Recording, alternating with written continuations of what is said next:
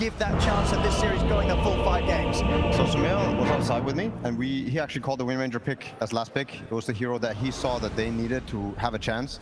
I think this is the real test for Liquid. I don't think they're favored in the draft by any means. But it's also Gaiming Gladiators. They kind of got their bread and butter with the Underlord again, the IO Alk. I mean, their bread and butter, I don't want to necessarily say, but their draft is really solid, really good. I don't think they have a strong play versus this Relo. The Wind Ranger is supposed to help a lot with the shackle shots and the low cooldown stuns to let the rest of the heroes connect and for the Rupture and Doom not to be wasted. But for Gaiming Gladiators, it's quite easy to disengage, I want to say. Or stand your ground, survive, and fight back. So I think a lot rests on this Wind Ranger and Bloodseeker, but back against the wall, I think it's time to see what Liquid are made of. So look, I mean, Liquid very much with their setup here. They don't want to get caught out by any first blood action. They'll stay hidden beyond the tier 1 tower. Yeah, it's a very good Rupture game. If it wasn't for the IO, it's very good versus the Alk. It's very good versus the Lesh.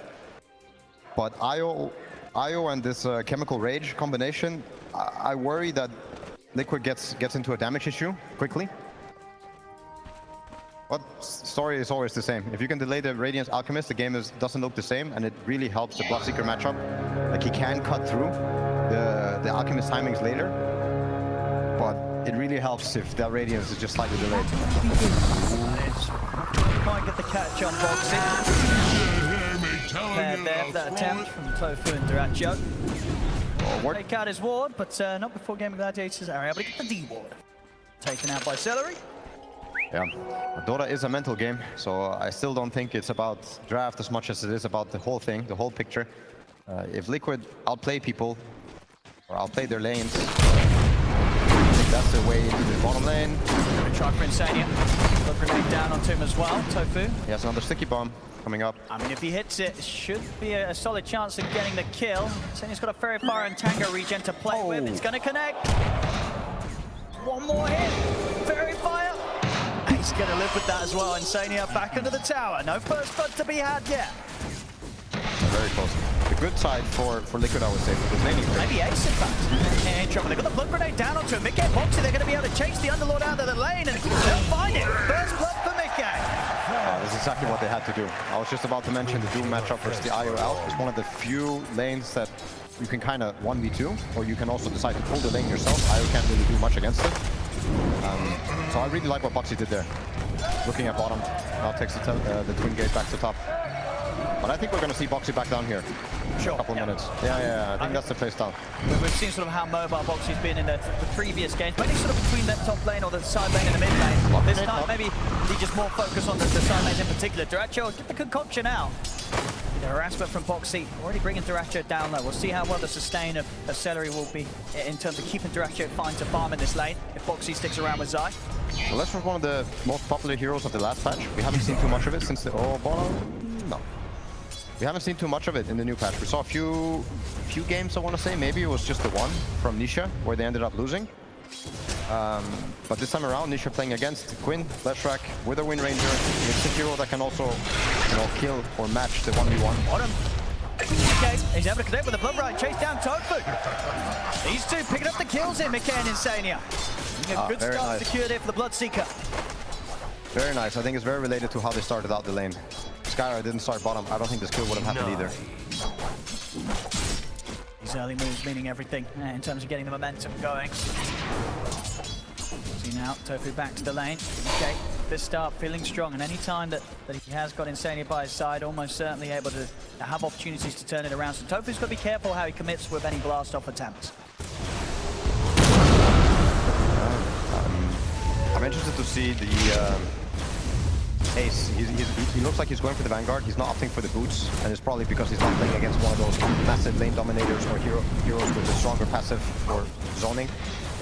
I think once you get the Vanguard, it does make you kind of unkillable for a while. Yeah. The Wind Ranger also suffers a lot against these early Vanguard pickups until you get a Maelstrom. So no real easy kills or easy ganks. No, for sure, and I think he's not going the Soul Ring or the Mana Boots build, because at the end of the day, any sort of harassment you throw the way of Mickey, he's going to be able to sustain through with the points in that thirst. Yep. The one thing that Gaiming Gladiator relies on this game, I think, is the Alchemist getting the blink stun off. Because without that, you're left with the techies, Underlord Lesh. It's not bad, but it's also something that's kiteable or something you can force staff around. I think if I'm Liquid supports, I'm really looking at the Glimmer Cape and the force staff for this game. Quinn playing it nicely here. The way that held on behind. Nisha's. Look at the shackle off. Wimrun as well. If we able to kite this out, Boxy also turns up, so Quinn won't be able to push forward to take down Nisha. Nisha will have to take the walk back to base though. Yep, no water rune for you. He's probably looking at this creep wave and hoping that it's not going to be missing too much. I don't think he will. Okay, I was trying to see if they could Radiant structures chase Ace down. Trying to connect the waves. Too quick, and Tofu was able to slow him down a bit there, getting the bomb out on the Bloodseeker. A tithe to the impurities. Well, with the CS in this lane, it's going to be pretty close. 17 for 6 against the 17 for 4 between the He's... Yeah, mid lane. It's a lot of pressure already for Liquid. Top lane, die. This kill. A bit low. They're throwing down the blood grenade. They're going to full commit here to see if they can take the Doom down, but backups inbound from Boxy. Yeah, before this Vanguard, Alchemist in the last patch would not be able to do this, but in this patch, you're a threat. Even though Io doesn't add much to the go, just the acid and the stun is enough to threaten size. Ability to stay. Getting just excellent farm so far, Duracho in this lane. Top CS right now is the Alchemist. Mid lane matchup, even with that sort of way that they were able to bully Nisha out of the lane earlier, he's still keeping it close. 23 for 6 against this 19 for 7. A lot's also going to come down to the level 6 timing. If Quinn manages to get 6 at a good time, it also allows for a lot more kill opportunity and rotations to happen mid. But until then, Boxy, I think he's contemplating the Twin Gate. Bottom lane, it's going to be another one here for Mickey and Insania. 2-0-1 already for the safe lane Bloodseeker. Mickey already with the phase boots done. A rather terrifying lane to return to. Such a huge kill. I think if they kill the Underlord again after TP is down, just before the Vanguard, it's massive. If they manage to, they might be getting distracted by the rune. So we're going to see another attempt from Duracho and Celery onto Zai.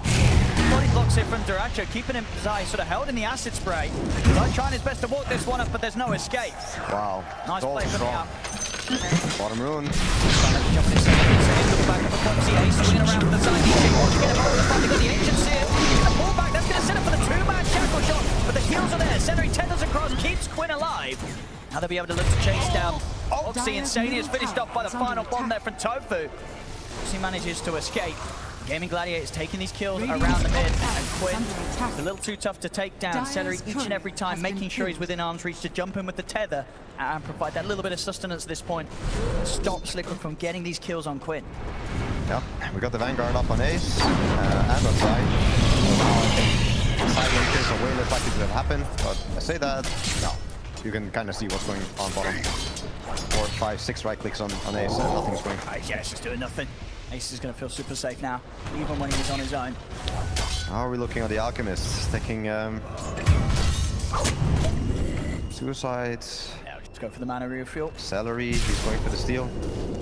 Sania is here, but yeah, you can see very much from Mickey. He doesn't want to sort of spend time away from the creep wave trying for Ace, not at least until he's got the Rupture online. That's a very important wisdom rune for Io to get. He enjoys. I mean, waste of time with Zai, he takes it. Zai's not going to bother. He knows that someone's already headed over, picked it up. Yeah. I think the supports from Liquid are stressing out a bit. They don't really know where to put themselves. Like losing that bottom 3v3 at the rune, it hurts a lot. Like these are the things that push you behind. These are the things that are going to give them level 6 before you. Having a proximity mine or relocate before you get your Lich ulti or Skywrath ulti, it's a really big deal for the mid game. So, you know, once again, Duracho now in this area of the map that's really hard for Liquid to get their way over towards, especially with this ward coverage from Gaiming Gladiators. They're going to know such a good ward. movement. It is such a good ward. Wow, so much information. Duracho, he knew. But this area just gets even harder for Liquid to try and make moves happen. Yeah, and they're trying to use this Vanguard to get this kill or get this opening into a potential tower push. But yeah, the warding game means that Gaiming Gladiators. Oh, Nisha? Tofu's going to open up onto it. Well, at least just holding Nisha back so Quinn can grab the rune. We'll get caught by the shackle, but again at this point, there's not enough damage to the Wind Ranger to finish off the kill. Nisha Won't be able to commit for Tofu, and Quinn with the invis, he's perfectly fine. Liquid coming with the supports, but they still can't get these kills mid. These small battles, they really hurt. Top lane, not much is going to happen, but yeah, still, I see this Alchemist cutting halfway through Vanguard Doom's HP pool, and strong, very strong hero, this Alchemist. I mean, as you say, there's sort of the difficulties for Liquid supports into what they want to look to do right now. I mean, what do you think is their best bet in terms of moves that they can make on the map against Gaiming Gladiators? They were looking at the right thing, in my opinion. Looking at this Alchemist, trying to delay this Radiance, trying to delay the Relic, everything, every minute you save yourself and allowing the Bloodseeker to get closer and closer to a point where he can also cut through. Later timings, that's what you really want to do, but you know, you have two teams fighting it out, so they're not just going to let it happen. And yeah, I would say Liquid feeling the pressure. They should be. They're making a smoke again towards the Alchemist area. Yeah, it's just such a nice area to farm as the Alchemist. Those two camps. Dyer's just kind of constant stack after stack that they're able to create. But Ace now, he's going to get his... Yeah, he takes the Fiend's Gate, so he's also ready to connect. Nothing happens. Very, very hard for Liquid to make these moves that they need to. Don't find anyone with that smoke up into the jungle either. You know, no wards on Insania. Quinn happily paired up with Celer, and as you say, you know, you make a move top, Underlord's going to be coming over. You make a move bottom, Underlord is going to be bringing in the backup from the rest of the team. Yeah, I just imagine rupturing the Underlord, and he drops the Fiend's Gate down. I don't know if you can commit as Liquid, like unless you have a literal team or something to kind of counterplay the 4-man Fiend's Gate. You must be really worried. Like you must be thinking that we're going to be dragged into a 5v5 that we're not able to win. Region Rune, very good for Quinn not to get. Decent pick up for the Wind Ranger, but doesn't really help you get the kills. Liquid, yeah, the three of them really, Nisha, Insania and Boxy, they're just running up and down the map. Not finding any opportunities at all, and every passing moment that the farm for Dyrachyo just continues to grow. This is one of those out starts that's going to be hitting some great timings. It's a game of cat and mouse. Liquid not being able to find a play that directly allows them to pressure. Like, if you don't show up here, we're going to take your tower. So yeah, I think they're wondering themselves, what do we do? Where do we put ourselves? Are we happy with what's going to happen soon in the mid game with the out farming away? I think they're not, but at the same time, they might be able to miraculously kill him with the power of the Wind Ranger and the Bloodseeker. Nisha not going for the Maelstrom. Right, probably trying to set up onto Zai. Burying the relocate as well. And those extra numbers, Quinn turns up. They'll look to go in straight away. And Zai will drop the Doom down onto Celery. But Zai's gone.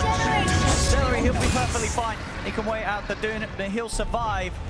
Maybe on the way back they get him. Okay, they do. He's back over the relocate over towards mid.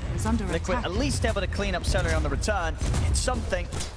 Lance of Pursuit. Attacking enemies from behind slows them and deals extra damage. That has to also be such a good Wind Ranger item once you get the focus fire. It's like a cheap, what's it called? Cheap Maelstrom. I think magic damage to cut through Quinn top. He's not gonna get caught. Always cancel it. As soon as he gets Ancient Seal coming in as well, Quinn, he's gonna be very dead. He's caught in the corner with no way out. You take that if you're Liquid. Not the main kill that you want. Alchemist just picks up his Radiance. But a Lesh kill is a Lesh kill. Radiant's bottom tower is under attack. Quinn, I think, not quite ready for the amount of heroes they're bringing in over there. TP's out, not going to work most of the time. Decent ways to stop it. I like what Nisha's doing. I think the Atos is a good play. Playing around the long range stun, playing around the Atos on the Io and on the Lesh. I like it more than the Maelstrom. You're going to rely on your team to deal more damage, but you have a Lich, you have a Skyrad, you have a Bloodseeker with the Maelstrom, so to me, yeah, smart choice. Let's see if it works. One more push forward and they should be able to take this tower down. This is Team Liquid's 35th game of the Berlin Major, tying the record for the most games at the Major, possibly a GSC Major, which game at a Kiev Major. Game 5. We'll see Liquid setting records. Mid tower taken down, Quinn unable to defend it here with the help of the two supports, and Liquid able to pressure an early objective. Yeah, the mid tower is good. I think it's very important. This is how you can cut your path to get to these Alchemists, even the top area. Like getting every tier 1 tower does help you move around the map and limits it for the enemy. If this turns into something else greater later, then yeah, you knew that the mid tower might have had something to do with it. Yes, it is this top lane. Dyrachyo just getting so much. I mean, something that we sort of saw before, even when Liquid get kind of these early towers. As long as Gaiming Gladiators have Dyrachyo in a safe spot where the Liquid can't reach him, they're feeling pretty good about this stage of the game. I think Gaiming Gladiators is quite happy. They're farming up on all 3 cores. Nothing is stopping any of them. Nothing is threatening any of them. And yeah, I have a feeling that they're just reading the map and reading the movement from Liquid, and Liquid's not being able to land these smokes and get these deep wards to stick. A real test will be how much power Mickey can bring, because he got the ATOS Amnesia. They're looking now. They want to take this area from them. Yeah, sort of that, but between that and the fact that the BKB is just about a recipe around the corner for Mickey. Liquid, they will have that timing where they're going to have to try and make these moves with their, both of their cores involved. And then will be the real risk, whether it pays off or not. Because if they don't find the action then they're going to start falling really behind. Hoping for something good. That's pretty good. They really want to find the Alchemist. Something that forces the fight. Like, if it's not the Alchemist, I think it's the Leshrac, but Alch is definitely the best go. They've got a chance here. They see him. At the same time, if they go for this, backup will be coming. Tofu looking at the other side. Dire's top tower is under attack. The tower's almost dead. Duracho is just showing. I think they must be feeling like they have to go on this. At the same time, they probably feel that maybe it's some sort of a trap. Of course it's a trap. I mean, Gaiming Gladiators is looking to respond, but I think this is the fight that Liquid wants. It's not going to get easier when Alchemist gets BKB. I think that's when you kind of lose one of your timings. They're bringing Boxy over as well. They have to find something here, Liquid. Misha looking. Radiant's They're already aware with the mines laid down. Tofu, he knows that they're coming for Duracho, and Duracho is able to back off. Liquid not able to find that jump on him yet again. Duracho remains safe. Cat and mouse, cat and mouse. You see a line being drawn from Boxy across the map.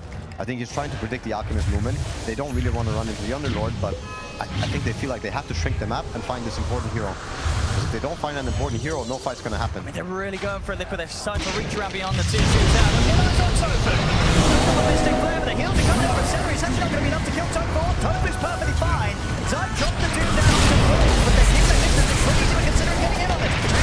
Thrown out, they get trying to focus down Ace, but he has to back off now with the damage still coming out for Quinn. They've already lost the 2 supports in Liquid the cores. They've got to run. There's no fight left to be had. As Liquid, they'll escape with the 3, and the reload came for Celery, not quite enough to allow Quinn to close the gap on Nisha. But the struggles are being shown here. Liquid, they just cannot force these fights. They're not getting away with it. Gaiming Gladiators very casually able to respond and just force Liquid back. Quinn is really feeling himself. When you go see the replay, you see that the Bloodstone is picked up just before this fight, and he clicks it just before the Doom happens, runs in, forces Nisha to back off, forces Mika to back off, even though you know you're a Doom target. This is why the hero has been known, like it's not just this patch, but every patch, to be a hero that works versus Doom, but especially now. How many did you say what Quinn, he just doesn't care? Yeah, runs in, Bloodstone still going, healing up mana, healing up HP. You see Mika wants to finish up Ace. Back in action. Set up the block right onto the 3 of them, and Mika needs to have just got the BKB picked up. So he's going to pop it to the for Celery. I don't know he's going to be able to get me back off this time. Celery's still alive. Mika finally finishes him off, but has to spend quite an extra bit of time chasing him down. They get Celery, but again, the trade, it doesn't feel good for Liquid. They've lost 2. Right. Caught in the stun, they're actually cooking up a concoction. They're ready to dive into the tier 1 and look for more Quinn and pumping out the damage side. He'll go down as Gaiming Gladiators 4K lead for them here. As Liquid, they just cannot fight them at this point of the game. And now Gaiming Gladiators, they're bringing the fight to Liquid. So small things, but yeah, you expend the BKB and Bloodseeker just to kill off the IO. It's really not what you want. And I think they missed their window to go on the Alch. With the BKB, it's really unrealistic to kill him. You have an IO sitting behind with mech. You have the Underlord reducing damage and giving a pipe aura. I think they have to take a different approach to the fight right now. I don't know if it's killing the Leshrac, but if he has Bloodstone ready and you're not able to somehow stop it, I mean, you can't purge it, so I don't know how. If you can make your Doom him before he gets it off and you're able to just blow him up and control the IO so he doesn't get the reload off. But yeah, the amount of damage that Liquid can output doesn't match what Gaiming Gladiators can do for healing. If all the spells are clicked, if all the buttons are happening correctly, you're going to need more. You're going to need the Wind Ranger and the Bloodseeker to get even fatter. Yeah, you really are. The setup here. He's down with the 4-star. They've got the follow-up with the automation. The Celery's in with the heals. The Chad will connect. The Celery's in and back up Ace as well. The ult's going to get thrown out. Focus fire, they'll take Tofu down. But not without a cost themselves, as once again, they'll lose Insania in turn. I mean, again, any scenario that doesn't involve Alchemists getting pressured or dying, I think is still making you feel stressed out. Oh, Celery, reloads for the DD steal. I actually think that's a pretty big deal. It's like this damage that the Wind Ranger really needs to have a chance. They're picking the reload. Thinking about running in here. It's incredibly hard. So, I mean, already TP's coming in from Duracho. Gaiming Gladiators, they're more than happy to set up once again for the fight. There's sort of 3 core items done at a great timing from Duracho. The Blink, BKB, Radiance, all online for the Alchemist. You can tell the presence from Quinn. He knew. He knows. Nora's getting out as well from Aces. White and Crimson. Uh-oh. Gonna start things up for Crimson. Beansgate coming in as well to try and catch Liquid off from the back lines. Aces in. Duracho pops the BKB in the Chemical Raid. Cleans up Insania. Gladiators can catch more. They get the roof down. On towards Nisha. Concoction ready to come out as well. Nisha was trying to wheel it away, but he's caught on the high ground. Quinn lands the stun. They just cannot fight them here. Nisha trying to run, but Duracho blinks forward. Quinn finishes off the kill with another round of lightning. That was a nice Hurricane attempt. Ends up just not being over the cliff. They're still hunting. I mean, he's about to show him the word. If he goes any further left, I think he's gonna die. Dire are scanning. They really want to find him. But Radiant's middle tower. He's gonna walk into the side. TP's out, starting to come in. We'll see him side. They've got to do it. He got dropped down the two, but the tail's already there. On towards the ledge as well as the Bloodstone part to side. He'll die. Foxy called down on the low ground. The chain force will get thrown out. Mickey coming in with the BKB, looking towards Seven. Seven pops the one. He's healing up, and Mickey, he has to back up. The BKB comes to an end. He's the last one that's surviving for now on Liquid Duracho. He'll have Link up in a few seconds. oh my god! Just coming out. They surround him. Mickey's taken out. There's no damage. There's no way to deal damage anymore. This Crimson, Hype, and IO, I don't know. You need to play the map, I think. That's the only way forward for Liquid. They have to somehow split Gladiators up and find them without being ready, find them being disconnected. It's easier said than done when you have the Fiend's Gate ability. Yeah. This is quite the Crimson game. This is quite the Crimson game. I mean, just how do they find the damage against these heroes? It seems impossible, even in this sort of this position. I mean, once again, Zai feeling forced to drop down the Doom, but Quinn really doesn't care. He does not care at all. It feels like Liquid, they're just throwing out spells now, hoping for the best. And against Gaiming Gladiators, it's just unlikely to cut it. They're falling further and further behind. Back in actually, Gaiming Gladiators, they'll step into the pit. They'll be able to get this roach without Liquid doing anything. It's a new Dota game. Seeker takes BKB, but you're still tanking a respells you would normally be tanking, so it does force you back quicker, and it does make you more susceptible to that. Even though normally it's no longer the case. And now Quinn, on top of having the Bloodstone and the backup of an IO, he's got the Aegis on top of it all. It's rough. That's really rough. Vampire Fangs also picked up Spell Lifesteal. With the Overcharge, which is additional spell amplification. A tithe to the impurities. Yeah. Quinn is another signature hero of his, and he's showing off. Invisibility. Having a beautiful time. I think this was sort of back in the DPC on the previous patch where they're running this less IO. It just got to the point where they were just never able to get it. But here on this new patch and in this grand finals, they get it once more, and they are having so much running around for the map. Zai's found in the mid. There's just no hiding if you're Liquid. Duracho's able to get the concoction off. It's another one for Gaiming Gladiators, 17-7. The map feels so small for Liquid. They keep getting found. They keep getting gone on all these deep wards from Gaiming Gladiators. There's nowhere to go. There's no camps to farm. And every time you give up a hero kill, you really feel the pressure amount. Like this trade that's happening top is pointless compared to what Gaiming Gladiators is able to achieve bottom in terms of net worth, XP, and now they're going to be knocking on the high ground. Oh, they are. They're taking whatever they want right now, Gaiming Gladiators. They'll settle for getting the tier 2s first. Quinn down towards the bottom with the bots. The push going there. First things first, but we still have a whopping 3 minutes, 40 seconds left on this Aegis. I don't know what to do with your Liquid. Like, I think you try to push top and you hope Gladiators kind of mess up. But playing Reload and Fiend's Gate. Fiend's Gate still cooldown, but I don't know where to go and how to split them up where they can't outnumber you, or you can't find the numbers on them. 22 minutes in, and Gaiming Gladiators looking at the base of Liquid. Well, they can find Zion with the next pickup done. He's got a full Spirit Vessel, of course, no charges right now. Let's see if he can split each other with the Hurricane, maybe set them up for make them go deeper into the base, bait them in. I mean, Duracho's cooking up a stun. He's going to be ready to jump in. He's going to go in. He's dead. The shackle shot's there. Big game. He's going to go straight towards Seven. That's how he takes it over. Quinn gets the BKB, the Bloodstone up. He's healing up. As Quinn with the Bloodstone surviving and running down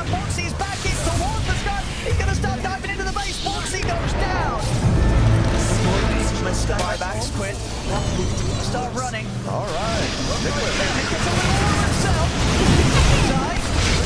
Big tackle. Shot. Power shot as well to the two of them. Mickey's got to be careful. It's still too dangerous to get close to Tofu. He jumps in on a Boxy. Boxy falling lower. Second time round this fight. Quinn's still alive. Even if they get in the once, he's still got this age.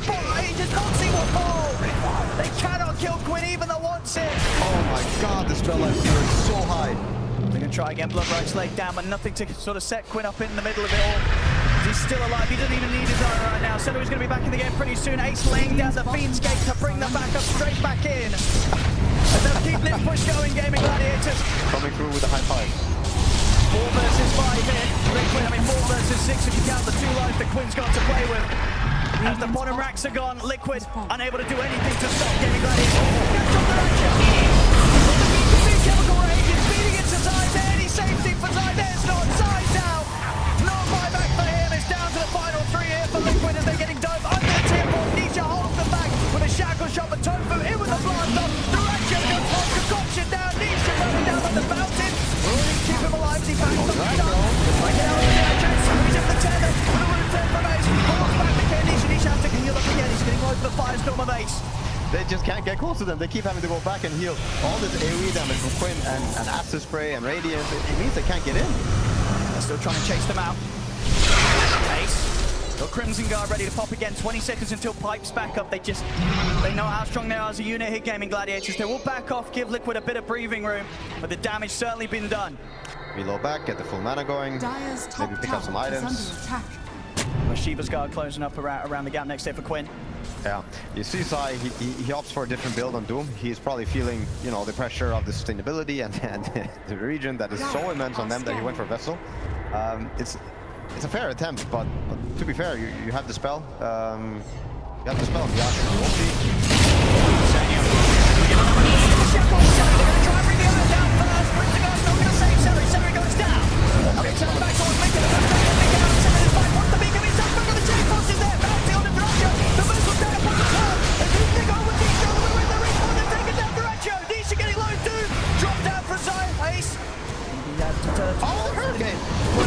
trying to poke in to kill Tofu off, but he cannot do it. Again, Quinn just running whoever he wants. They'll hold him back with a blind mirror. Side, he's caught on the front of it all. As they surround him, the stun connects from Quinn. They're out for buyback. He's going down. He's out for 45. Wow, they want to end it here. Let's see if they can. That's a confident buyback. They know there's no doom. I don't know what to call this left track. This is not a normal left track. This is what they call demon growth. I mean, they cannot touch him. They're just invincible throughout all these fights. He's going to be even more so with Shiva's Guard coming out next towards him. As they're back on, looking for a second set of ranks.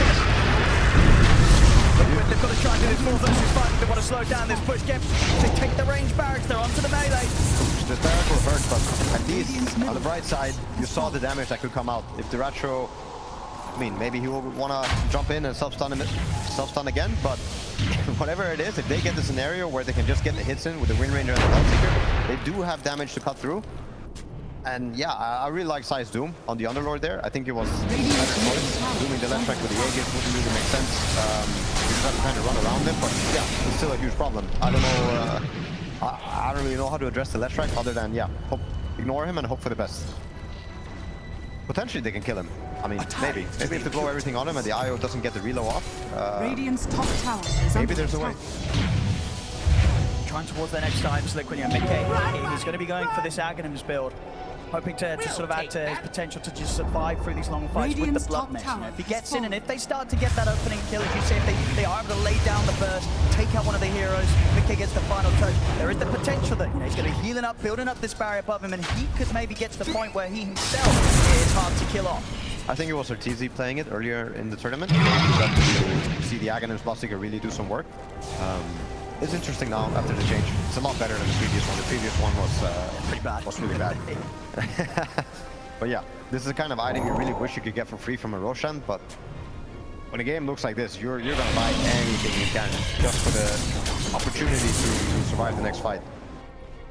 Should have a chance of getting it in time. Just 400 gold off getting that completed, Mickey.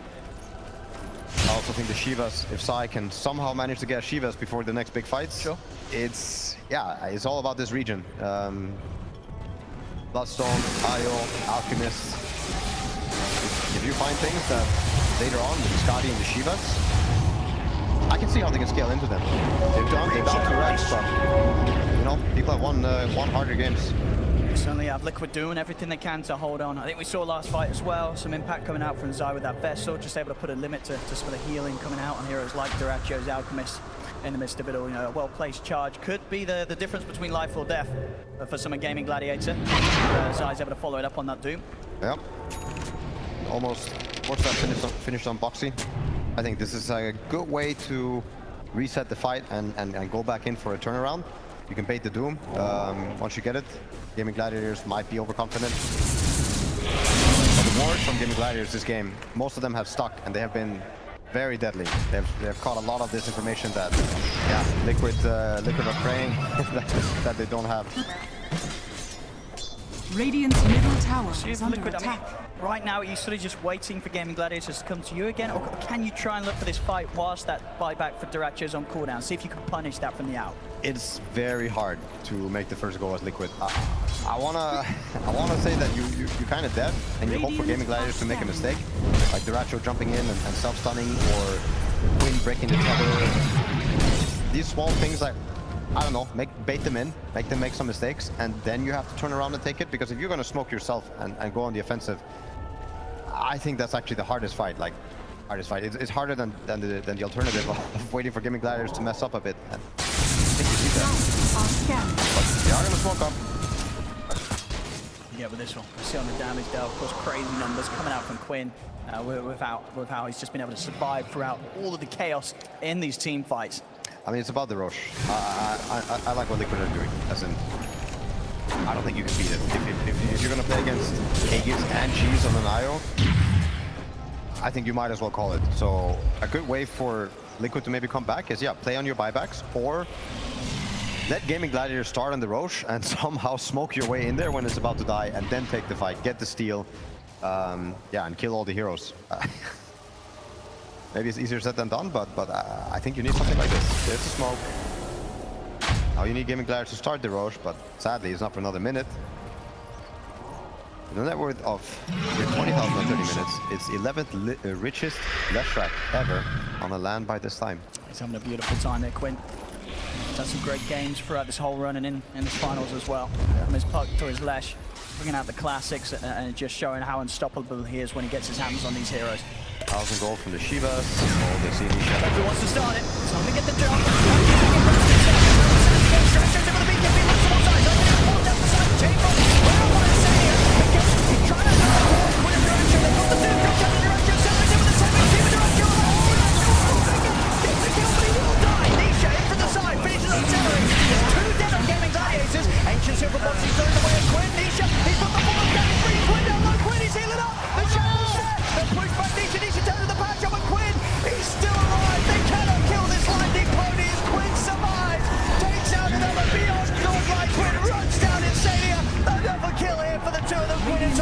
Liquid, they're on the verge of getting team-wiped. Boxy, the last one left here. Oh, it was so close. But the Fiend's Gate's going to get let down. It's a cut him off. Firestorm's there, Boxy. Oh. He'll live, but everybody else goes down. And they got so close. Oh, Nisha. So close to getting him, but they couldn't quite do it again, No-Tail. Quinn survives. Oh my god, this is a Quinn show, but Nisha so close. I think he focus fires the IO, but I don't think it mattered. He could have had it for the Lesh, and that might have made a difference. We'll see it again here. Could have been the makings of a comeback. Came in with the initial tether celery to try and protect Duracio. Was nearly able to do so. Mick getting the kill in the last moment.